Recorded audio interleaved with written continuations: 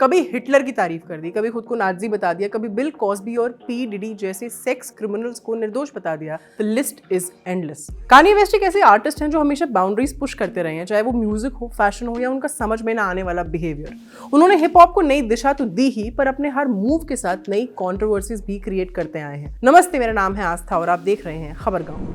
Kanye brilliance और chaos के बीच की लाइन को ब्लर करते हैं, जो उन्हें पॉप कल्चर की एक कंपेलिंग और कंट्रोवर्शियल फिगर बनाता है। जाहिर है इसके बारे में लोग बार बार बात भी करते हैं, लेकिन कान्ये वेस्ट जितने बड़े म्यूजिकल आइकन हैं, उतनी ही डार्क उनकी पब्लिक इमेज है। उनके ट्रबलिंग बिहेवियर के चलते खासकर औरतों के साथ एक बेहद फेमस पब्लिक पर्सनालिटी में टॉक्सिक ट्रेट्स दिखते हैं, जिनमें पब्लिक आउटबर्स्ट, कंट्रोलिंग नेचर और अपनी पार्टनर्स के प्रति डिस्टर्बिंग ट्रीटमेंट आए दिन हमें सुनने पड़ने को मिलता है। कुछ समय पहले कान्ये वेस्ट और उनकी करंट वाइफ बियांका सेंसोरी के अलग होने की खबरों ने खूब तूल पकड़ा था, और अब ये दोनों फिर न्यूज में है क्योंकि कान्ये वेस्ट और बियांका स्पेन में एक इंडियन रेस्टोरेंट में एक साथ स्पॉट किए गए। उम्मीद करते हैं कि रिकंसिलिएशन की जो खबरें सुनने में आ रही हैं वो सच हो। 2 साल की शादी को खत्म करने का फैसला बियांका ने ग्रैमी अवार्ड्स इंसिडेंट के बाद लिया था। जिन्हें नहीं पता उन्हें बताते चलें कि बियांका सेंसोरी ग्रैमी अवार्ड्स में फुली ट्रांसपेरेंट माने पारदर्शी ड्रेस पहनकर पहुंची थी।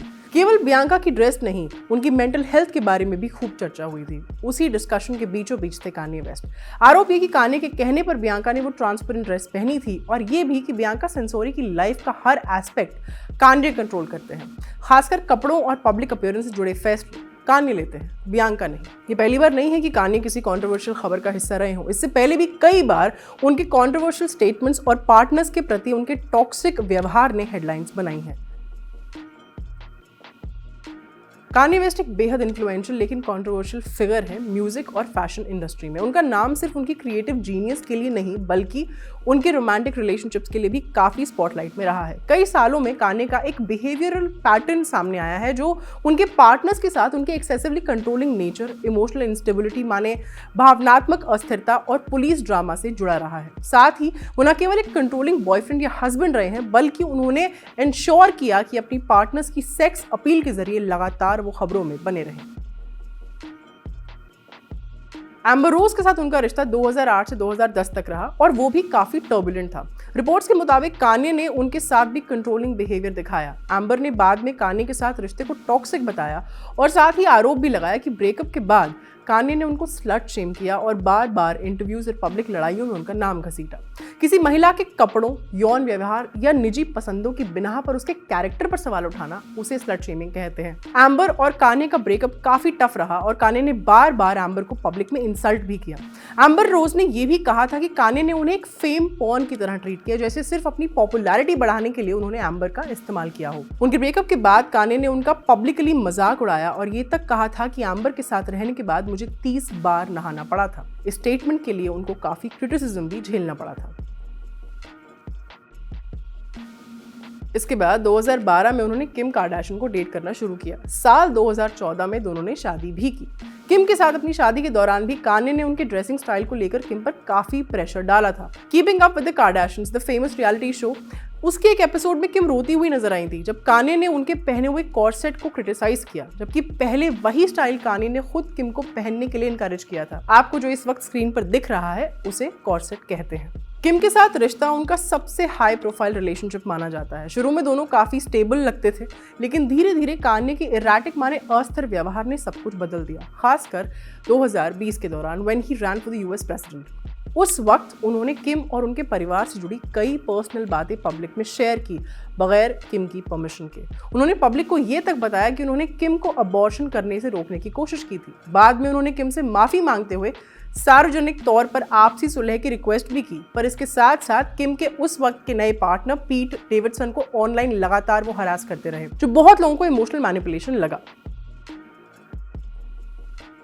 किम से तलाक के बाद उन्होंने एक के बाद एक कई महिलाओं को डेट किया। इन रिश्तों में भी लोगों ने सेम पैटर्न नोटिस किया, कंट्रोल, खास तौर पर उनके पार्टनर्स की ड्रेसिंग और पब्लिक इमेज को लेकर। एक्ट्रेस जूलिया फॉक्स, जिन्होंने कान्ये को ब्रीफली डेट किया था, उनका कहना था कि उन्हें लगता था जैसे वो कान्ये की पपेट माने कठपुतली बन गई थी। बियांका सेंसोरी, जो अभी कान्ये की करंट वाइफ है, उनके साथ भी उनका कंट्रोलिंग नेचर किसी से छुपा नहीं है। पब्लिक में बियांका को काफी रिवीलिंग आउटफिट्स में देखा गया है। कई बार वो बिना शूज के और ब्लैंक सा चेहरा लिए कान्ये के पीछे पीछे चलती नजर आई हैं। फैंस और क्रिटिक्स दोनों का मानना है कि शायद ये फैशन चॉइसेस बियांका की अपनी नहीं बल्कि कान्ये वेस्ट की हैं।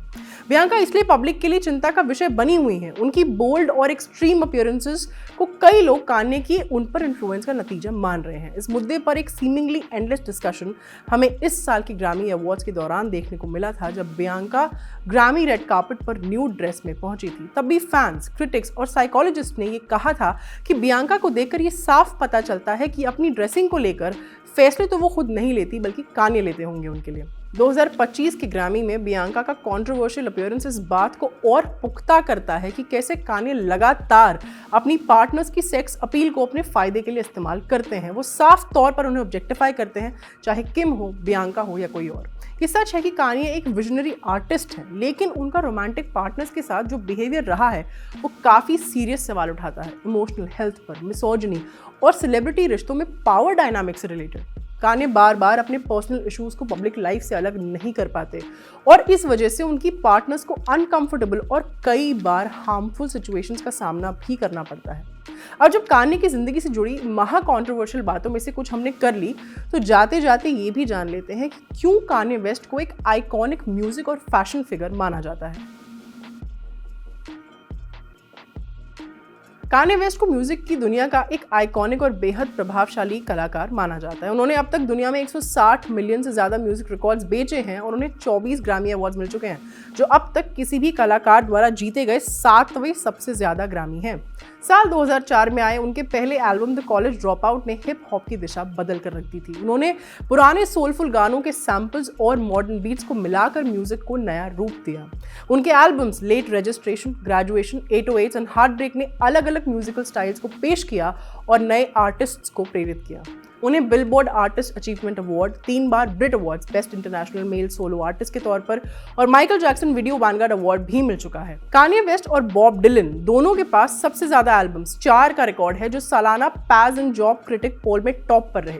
टाइम मैगजीन ने कान्ये वेस्ट को साल 2005 और 2015 में दुनिया के 100 सबसे प्रभावशाली लोगों में शामिल किया था। उनके पहले 6 सोलो एल्बम्स को रोलिंग स्टोन्स की 500 greatest albums all time list में जगह मिली थी और उन्हें 100 greatest song writers of all time में भी शामिल किया गया था। म्यूजिक के अलावा फैशन की दुनिया में भी कान्ये ने बड़ा असर डाला है। उन्होंने नाइकी, लुई विटॉन, गैप और एडिडास के साथ बड़े बड़े फैशन कोलैब्स किए हैं। साल 2010 में आई उनकी album my beautiful dark twisted fantasy को आज भी म्यूजिक की दुनिया का मास्टरपीस माना जाता है।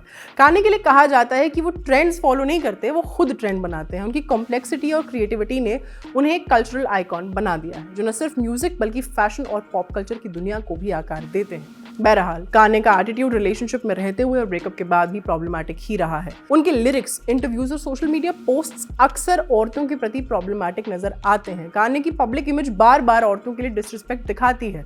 अपने गानों में उनका बी वर्ड का रेगुलर इस्तेमाल करना या फिर अपनी एक्सेस के बारे में इंसल्टिंग या डिग्रेडिंग कमेंट्स करना, ये सब चीजें जनता को स्त्री विरोधी ही लगती हैं, जो कि है भी। और बार बार अपनी पार्टनर्स को ऑब्जेक्टिफाई करना, दैट्स नॉट नॉर्मल टू से द लीस्ट। कंट्रोवर्सीज हो या नहीं, कान्ये वेस्ट अपने बयानों और व्यवहार के कारण अक्सर मीडिया की सुर्खियों में बने रहते हैं। सोशल मीडिया पर उनकी गतिविधियां, अवार्ड शोज में उनका बर्ताव और सार्वजनिक जगहों पर दिए गए बयानों ने कई बार विवाद खड़े किए हैं। उन्होंने म्यूजिक और फैशन इंडस्ट्री, अमेरिकी राजनीति, नस्लवाद और गुलामी जैसे संवेदनशील मुद्दों पर जो टिप्पणियां की हैं, वो कई बार आलोचना का कारण बनी। आज की वीडियो में इतना ही। कैमरा के पीछे निवेदिता, मेरा नाम है आस्था। अपना ख्याल रखिए और बने रहिए खबरगाहों के साथ। शुक्रिया।